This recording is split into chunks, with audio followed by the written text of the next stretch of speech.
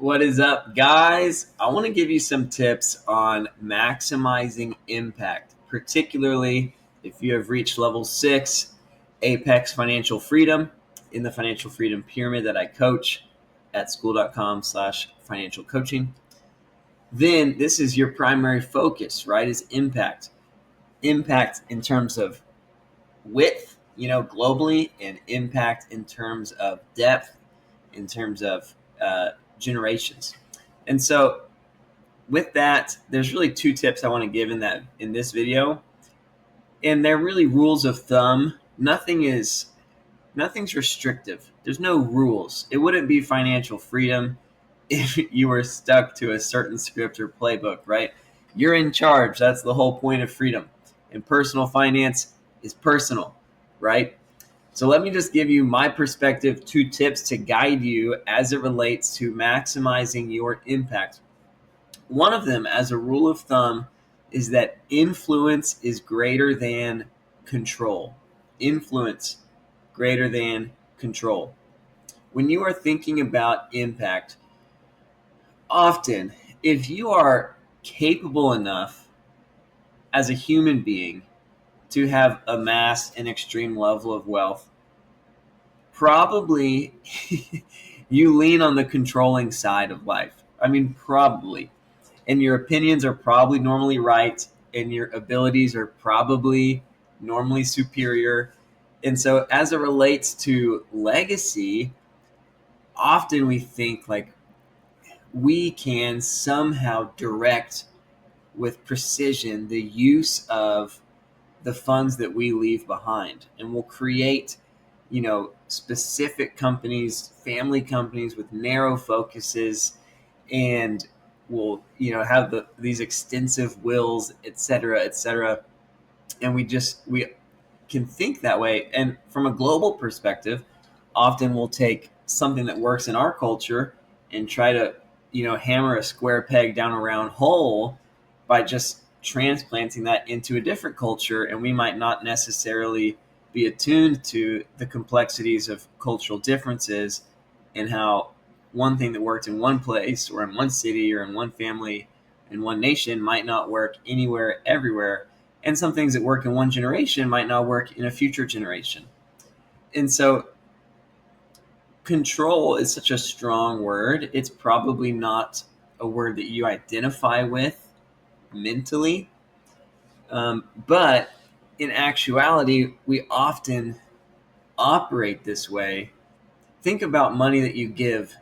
For example, if you, let's say, I don't know, what's a cause that you care about? Maybe if it's money that you gave to medical research, you feel very hands off at that point, because maybe you don't know much about medicine, and you know that research can be kind of a crapshoot anyways.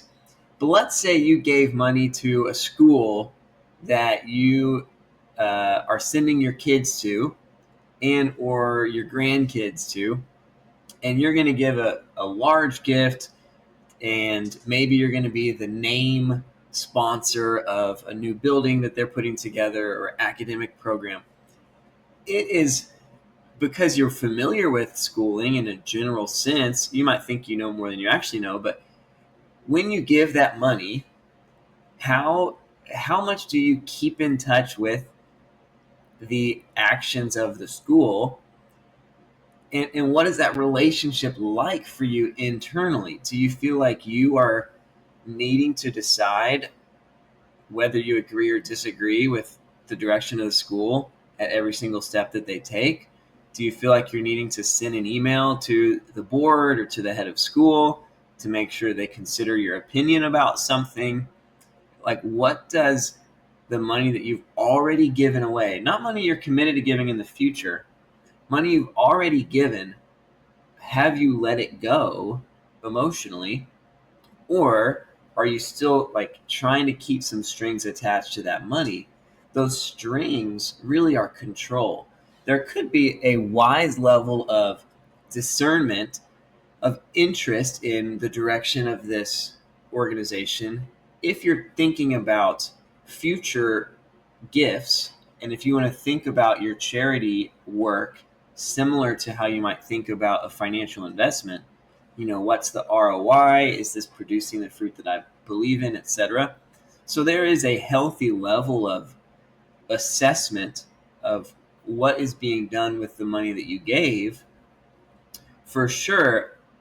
But it can be kind of a fine line if the assessment is not actually related so much to maintaining a level of confidence and peace for future gifts, but really trying to leverage or use a past gift to give you a level of influence or direction um, tied to something that was supposed to be given away.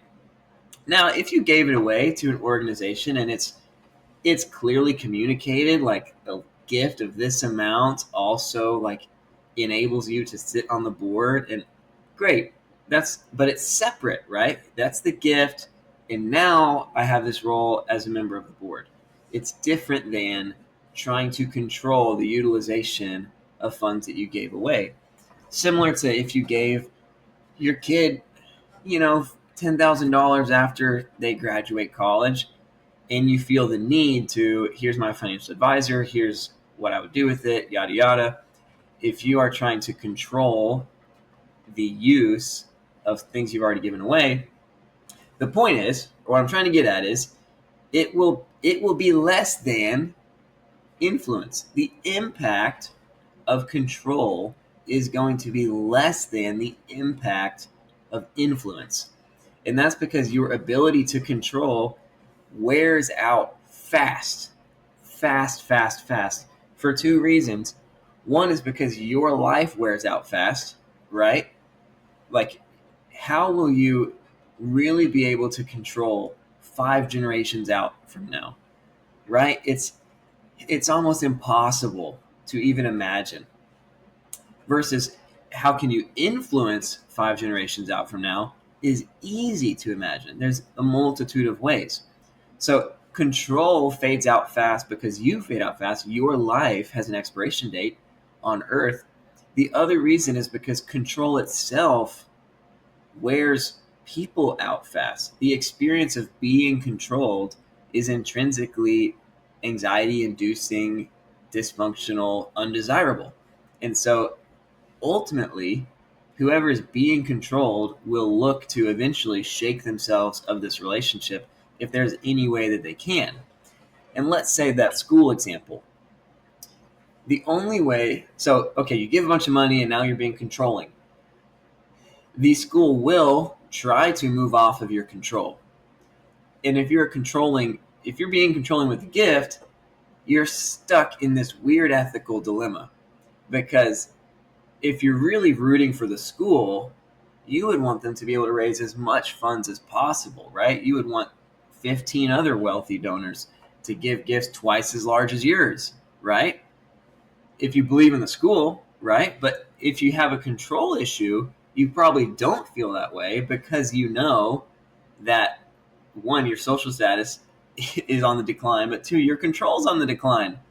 Because now they have way more funds than what you provided, and so they can move off of your unhealthy controlling impact, and they can move to maybe a more generous or influence-driven, impact-driven gift through other means.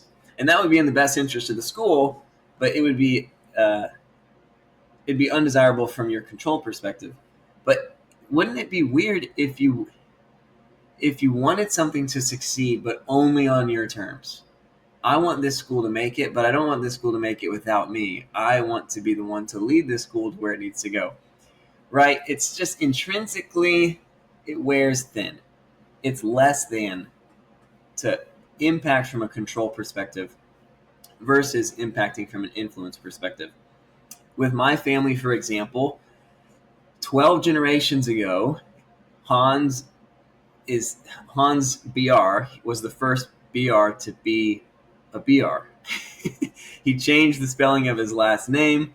It's a longer story, but essentially in an effort to fight for Protestant faith, he more or less converted from his roots and moved into a Windish community, and he became a Wind.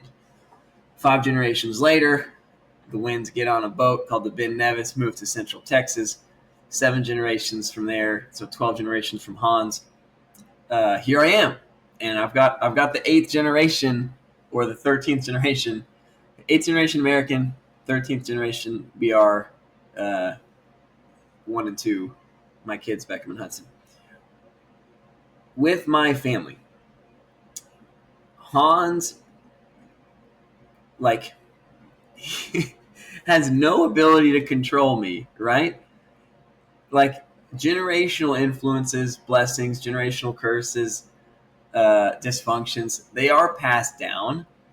But if it's a control, then inevitably there will be a disassociation, a breaking away from that generational line and a creation of a new line. Just like Hans did, right?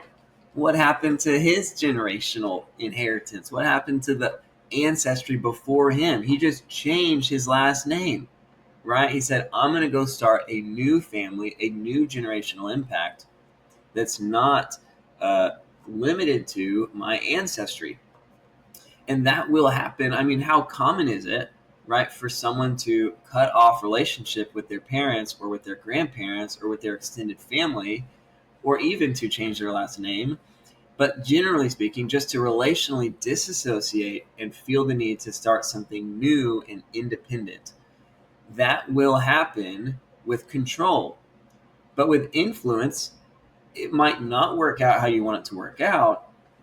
But 12 generations from Hans, I have the ability to accept his influence, to partner with his influence, to come under his influence, which affected generation after generation after generation. I talk about it on my investment website, brlegacy.com, of just strong Christian faith, strong real relationships, a high level of integrity, a high level of just action, willingness to work, entrepreneurship running through my family line. Those are influences that I like, and I'm allowing myself to be influenced by, but control could have never reached me 12 generations down. And if it were controlling, even 1 generation away, like if my dad was controlling me, forcing me, or coercing me, manipulating me, doing whatever he could in his power to ensure that I operate a certain way, that is the death of the legacy. The impact is killed by the control. But the influence doesn't guarantee impact, but it at least makes it viable. It is greater than sign control. The other tip I want to give you is that now is greater than later. As it relates to impact, now is greater than later. That means your service. That means your financial giving. That means your relationships. Anything. It's really common these days, not really common, but trendy, popular, well thought of, to, hey, someone with a high level of wealth decides that, hey, after I die, I am pledging all of my funds to be given away XYZ. That person, in my opinion, is not nearly as generous as the person who gives those funds away while they are still alive. The impact is much less. And is it really being given away if you have to die first? Because, like, you weren't keeping it any longer anyways. So all money is given away after you die. It's just, okay, who are you going to give it to? And they're just saying, hey, I'm not going to give it all to my lineage. I'm going to give it to other causes. But it's tongue-in-cheek, okay, because they're giving it also to family foundations that hire their lineage and pay them extreme wages. So it's not like, wow. But the wow impact is, I'm going to give now substantial portions of my wealth. I'm gonna serve now, not just I'm gonna set up my kids to operate in a life of philanthropy. I'm gonna pull assets away from what could be spent in my own leisure, my own recreation, my own business profit, and I'm gonna focus on impact with my real thought life, my real time, with my real money that I still have. I'm gonna give it away. When you can um, when you can demonstrate impact, service, value, philanthropy in your real life now, that is going to that's it's gonna have a higher threshold for impact than waiting. Of course, waiting until after you die to give things away, but also even just waiting 5 years from now when X is different and it's a little easier, or 5 years from now when you know better what is the cause you really want to latch on to.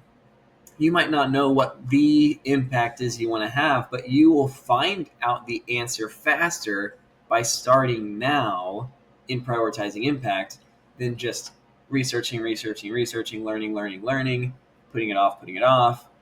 And then now I'm going into my impact years. It's like, no, impact starts right now. Hopefully it started from level 1 of financial freedom, like from the jump, you began with the end in mind.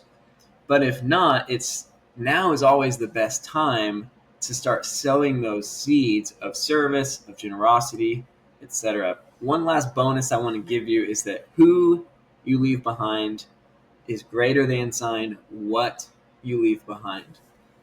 I would much rather the impact of your life be defined by the influence, not control, but the influence and the impact that you had on people, that then they can take and they can actually multiply that. They can grow that. They can end their life at a higher ceiling than you did in terms of emotional health, relational impact, vision for the world and for the future.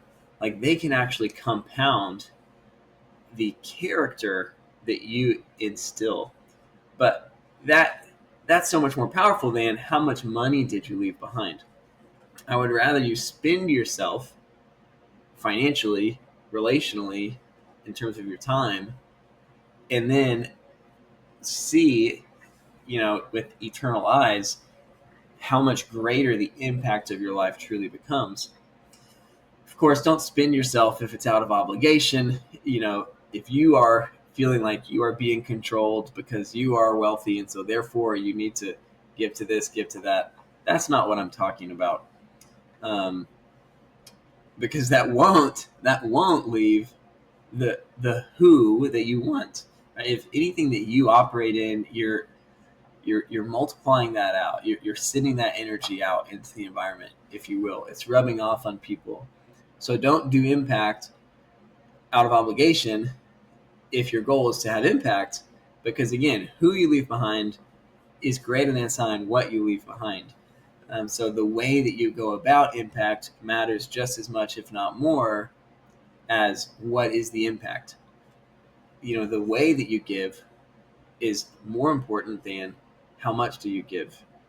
If you could only pick one, I would say the things that are healthy will outperform in terms of impact the things that are impressive in number.